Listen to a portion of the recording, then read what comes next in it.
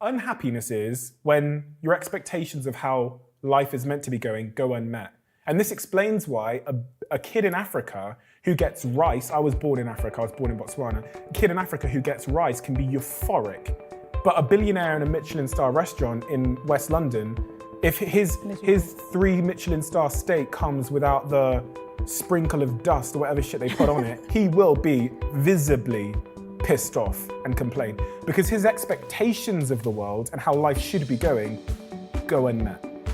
So one of the ways that you can make sure you're happy, it's not Lamborghinis, it's just like having better expectations, reasonable, realistic ones. And this applies for relationships. If you have healthier expectations of your partner, you will have a better relationship. If you have unreasonable expectations of their perfection when you are flawed yourself, you should expect to have a really miserable relationship. They will never meet the expectation. Expectation is the curse of happiness.